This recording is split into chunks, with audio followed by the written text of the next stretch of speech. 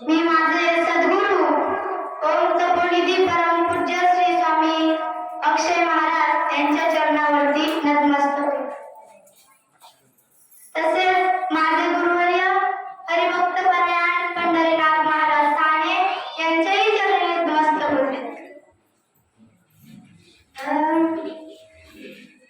श्री गुरु सारिखा हस्ता पाठी राखा, इतरांचा लेखा गुण करी, हृदयाची कांता काय भीक मागे,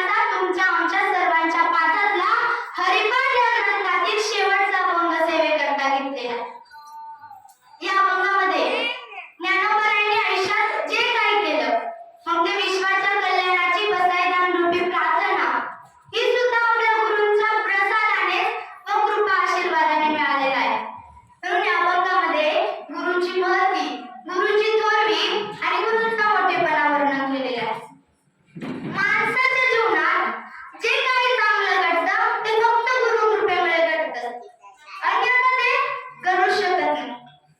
मनुष्याच्या जीवनात अज्ञानरूपी अंधकारातून ज्ञानाच्या प्रकाशाकडे नेणारा दिवा फक्त आणि फक्त गुरुच असतो. म्हणून आपण सर्वजण आज अशा महंत तपस्वी ओम तपोनिधी परमपूज्य श्री स्वामी अक्षय महाराज यांच्या कृपा आशीर्वाद रूपी प्रसाद प्राप्त करण्यासाठी मोठ्या संख्येने आलेलो आहोत. 12 वर्ष म्हणजे 12 वर्ष तपाची पूर्ण करून ते तुमच्या आमच्यावर उपकार करण्यासाठी या जगामध्ये आले. त्यांच्या तपाने त्यांना इतकं काही प्राप्त झालेलं आहे की त्यांच्या मुखातून निघालेलं प्रत्येक वाक्य ही भगवंताची प्रसादवाणी आहे. म्हणून त्यांच्या दर्शनासाठी आपण सर्वजण त्यांच्या दरबारात आलेलो आहोत. भगवंताची प्राप्ती करून घ्यायची असेल तर साधू संतांशिवाय पर्याय नाही. संतांनी देखील सांगितलंय, साधूचे संगती धर्मपाय किंवा संतांविना प्राप्ती नाही ऐसे वेद देतील वय.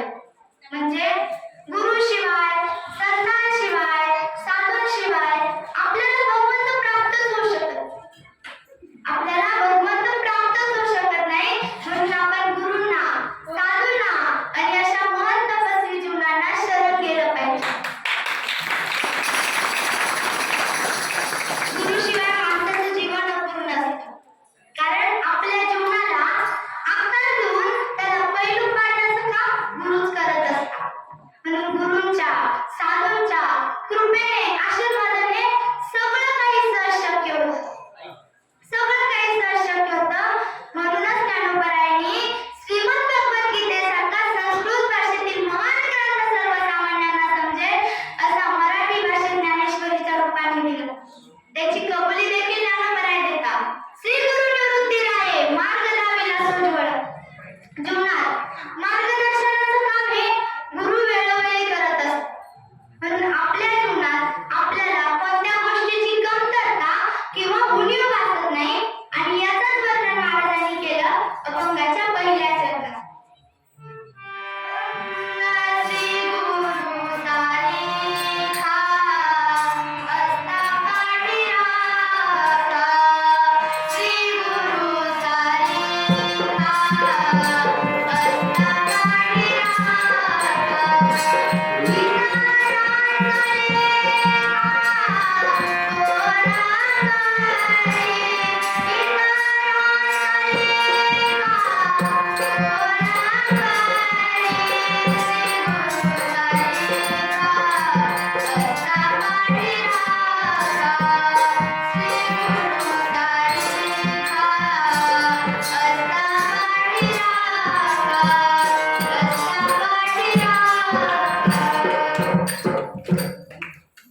श्री गुरूंसारखा समर्थ आणि सामर्थ्यवान व्यक्ती जर आपली पाठ राखण करत असेल तर आपल्याला इतरांच्या मतांचा लेखाजोखा करण्याची गरज नाही. त्यामुळे आपल्या जीवनाचा उद्धार करणारे खऱ्या अर्थाने फक्त आणि फक्त आपले गुरुच असतात. काय करता गुरु आपल्या जीवनामध्ये? काय करता? असा प्रश्न जर कधी आपल्याला पडला ना, त्याचं उत्तर एकच आहे, जे अशक्य आहे ते शक्य करतात. कसं काय? शास्त्र पुराणामध्ये अनेक उदाहरणं आपल्याला बघायला मिळतात. अनेक गुरु शिष्य परंपरेच्या जोड्या आपल्याला बघायला मिळतात. पैकी काही उदाहरणं आपण बघूया. लाभ कशाला? भगवान श्रीकृष्णाच्या बाबतीतच बघू. ज्या वेळेस भगवान श्रीकृष्ण या जगाचे कर्ता धर्ता परमपिता परमात्मा असून स्वतः गुरूंच्या गृही म्हणजे सांदीपनी ऋषींच्या आश्रमात शिकण्यासाठी गेले. जे स्वतः गुरूंच्या गृही सांदीपनी ऋषींच्या आश्रमात शिकण्यासाठी गेले.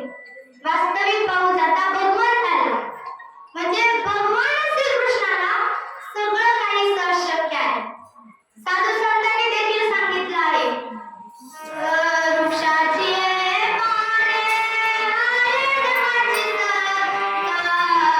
वृक्षाचे पाने आले देवाची सत्ता. वृक्षाचे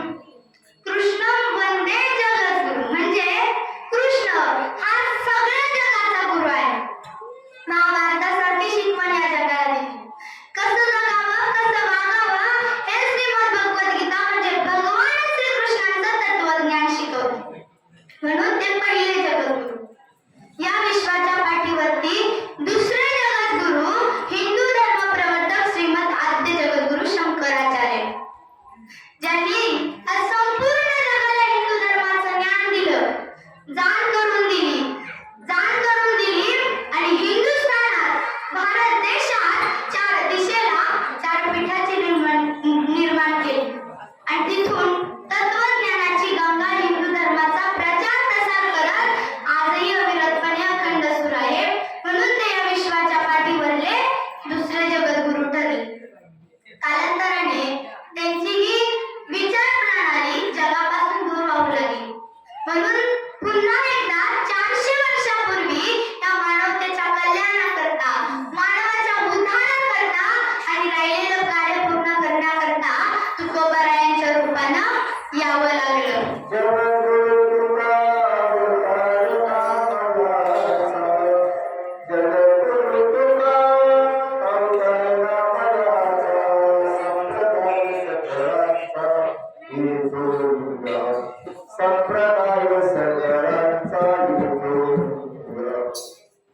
म्हणजे आणि आज त्या तुकोबारायांच्या अभंगावर आमच्यासारखे अज्ञानी पामर ज्ञानाच्या मार्गावर चालून कीर्तन प्रवचन करून अर्थ वित्तधन चांगल्या प्रकारे करू.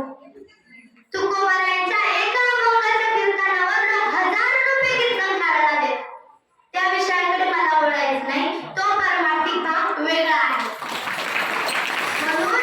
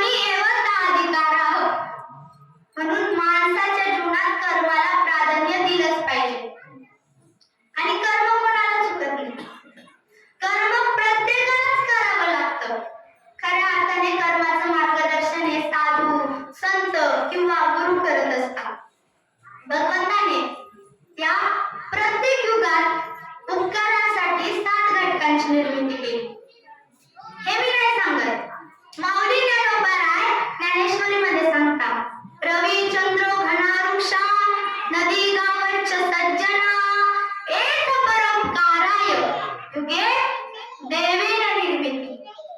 म्हणजे भगवंताने प्रत्येक युगामध्ये या 7 घटकांची निर्मिती केली. पहिला घटक कोणता सांगितला? सूर्य.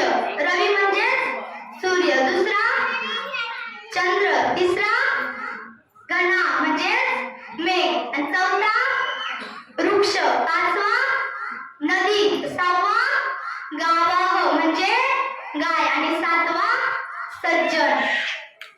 आता सज्जन म्हणजे काय? सज्जन म्हणजे संत, साधू किंवा गुरु. या सगळ्याची निर्मिती भगवंताने केली. पण आपल्या लक्षात येईल 7वा जो घटक सांगितलाय तो अत्यंत प्रभावी घटक आहे. आता आपण या 7 घटकांचे उपकार बघू. पहिला घटक कोणता सांगितला? सूर्य. आता सूर्याचा आपल्यावर काय उपकार आहे सांगा बरं. सूर्याचा आपल्यावर काय उपकार आहे? सूर्य आपल्याला लाईट बिलापासून मुक्त करतो. आणि सूर्याचा आपल्यावर उपकार आहे. बरं तुम्ही आम्ही आपल्या घरामध्ये लाईटी लावतो की नाही? तुम्ही बोलतच नाही. लावतो ना? लाईटी लावतो. मग त्या लाईटी अंधारात लावतो की उजेडात लावतो? मग त्या अंधारात लावलेल्या लाईटीचं सुद्धा आपल्याला लाईट बिल भरावं लागतं. जर सूर्य नसता तर दिवसा सुद्धा लाईटीचं लाईट बिल आपल्याला भरावं लागलं. पण आता तंत्रज्ञान म्हणजे विज्ञान इतकं पुढे गेलं आहे की आज सूर्याच्या प्रकाशावर देखील लाईट किंवा इतर इलेक्ट्रॉनिक उपकरणं चालतात. म्हणून आजकाल सरकार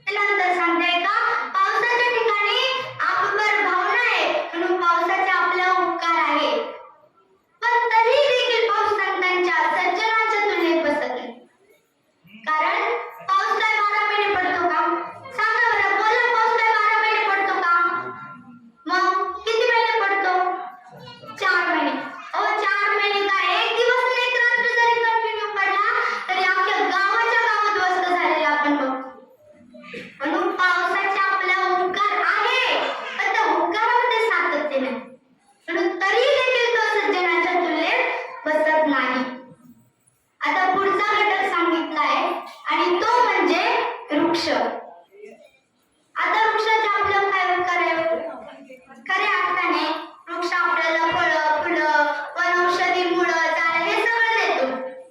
हे सगळं देतो. एका बीपासून हजारो करोडो फुलं फळं आपल्याला वृक्ष देतो. म्हणून वृक्षाचे आपले उपकार आहे. पण तरी देखील तो संतांच्या तुलनेत बसत. कारण वृक्षाला फळं फुलं हे सीझन मध्ये येतात. इतर वेळेला त्याची पानं गळून गेलेली असतात. म्हणून ते संतांच्या तुलनेत बसत नाही. त्याचे आपले उपकार आहे पण तो उपकारामध्ये सातत्य नाही. म्हणून ते संतांच्या तुलनेत बसत नाही. आता पुढचा घटक सांगितलाय नदी. बरं, या नदीचा आपल्याला काय उपकार आहे? नदी वाहते. स्वतःसाठी वाहते का? सांगा बरं. नाही ना? हजारो कुटुंबाच्या शेतीला पाणी देते, शेत पिकवत स्वतःला संधान करते. म्हणजे ती आपली शेती पिकवते. म्हणून नदीचा आपल्याला काय आहे? उपकार आहे. मग ते उपकार नदीचा आपल्याला आहे. आणि पवित्र गंगेसारख्या नद्यांमध्ये आपली पापं धुतात. त्या स्वतः बली होऊन आपली पापं नष्ट करतात. म्हणून आपण गंगेसारख्या नद्यांमध्ये स्नान करतो. पण नदी वाहते. 12 महिने वाहते का? उन्हाळ्यात कवयना नदी आटतेच ना. म्हणून नदीचे आपल्या उपकार आहे पण त्या उपकारामध्ये सातत्य नाही. म्हणून ती देखील संतांच्या तुलनेत बसत नाही. आता पुढचा घटक सांगितलाय तो म्हणजे गावग. म्हणजे गाय.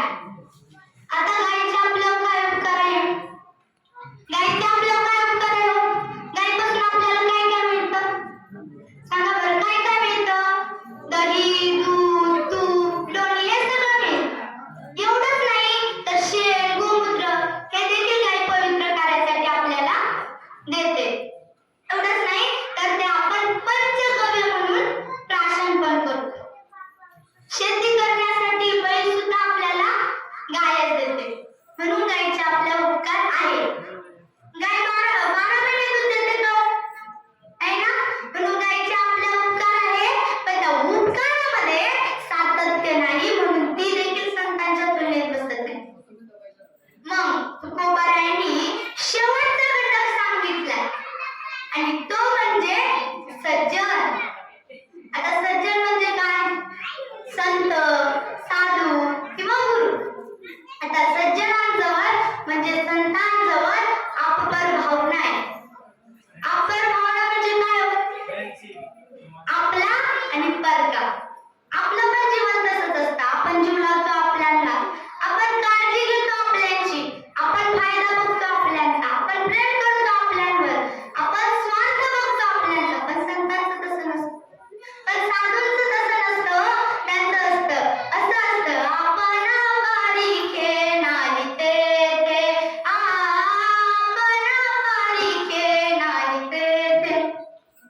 त्यांच्याजवळ आपला आणि परकाचं काही नसतं. ते दोघांनाही सारखंच मानतात. म्हणून त्यांचं सुद्धा वर्णन केलेलं आहे. जे कारंजले गांजले त्यासी म्हणे जो आपुले तोची साधू ओळखावा देव तेथेची जाणावा. म्हणजे देवामध्ये, साधूंमध्ये आणि संतांमध्ये काही फरक नाही. देव ते संत, देव ते संत, निमित्त त्या प्रतिमा. आणि असेच संत, असेच सज्जन आज आपण त्यांच्या इथे आलेलो आहोत. संतांचे उपकार काय सांगू आता. संतांचे उपकार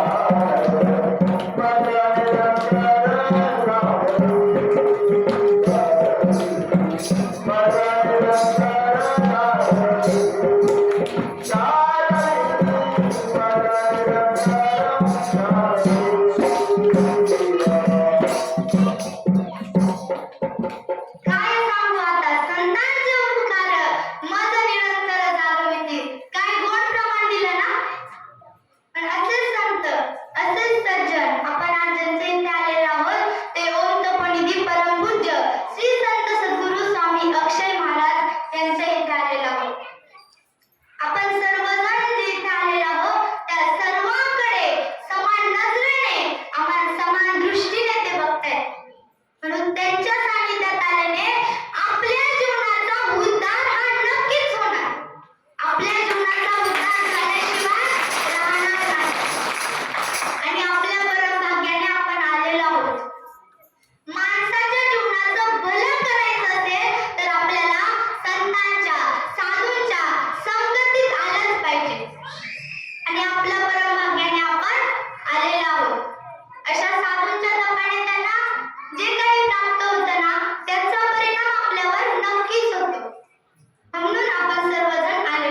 सत्य तोची जाणारे दया क्षमा द्यायची दया क्षमा द्यायची दया क्षमा द्यायची सत्य तोची जाणारे दया क्षमा द्यायची सत्य तोची जाणारे दया क्षमा द्यायची दया क्षमा द्यायची संत तोची जाणा जगी दया क्षमा ज्याची आहे. गुरूंची कृपा दृष्टी जरी आपल्यावर पडली ना तरी आपल्याला त्यांना काही सांगावं नाही लागत. आपल्याला काय हवंय ते त्यांना कळतं. आपल्या मनात काय आहे ते त्यांना कळतं. कदाचित आपण ते बोलून दाखवू शकत नाही, सांगू शकत नाही, दाखवू शकत नाही आणि त्यांना कळल्याशिवाय राहत नाही. आपल्या मनाची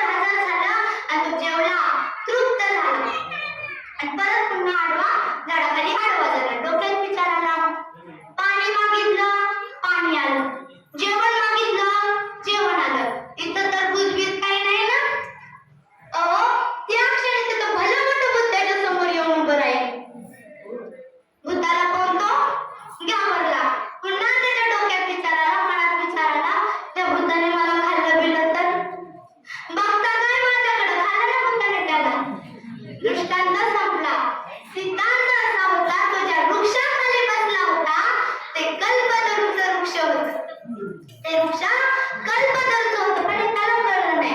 हे जर त्याला मुळीच कळलं असतं तर त्याच्या जीवनाचं कल्याण झालं असतं, पण त्याला न कळल्यामुळे त्याचा तसेच संत साधू गुरु आपल्या जीवनामध्ये असतात. आपल्याला कोणतीच गोष्ट कमी पडू देत नाही, पण ते आपल्याला कळलं पाहिजे ना, पण ते आपल्याला कळलं पाहिजे. आज समाजामध्ये अशा थोर पुरुषांची गरज आपल्याला जीवनाचा उद्धार करण्यासाठी आहे. आणि असे संत महात्मे आपल्या जीवनाचा उद्धार करण्यासाठीच येत असतात. असे संत महात्मे आपल्या जीवनाचा उद्धार करण्यासाठीच येत असतात. येथे उपकारासाठी आले गरजा वैकुंठ. म्हणजे असे गुरूंची, अशा साधूंची, अशा संतांची आपल्या जीवनाच्या उद्धारासाठी गरज आहे. आणि असे संत महात्मे, असे साधू, असे गुरु आपल्या जीवनातील तारून येतात.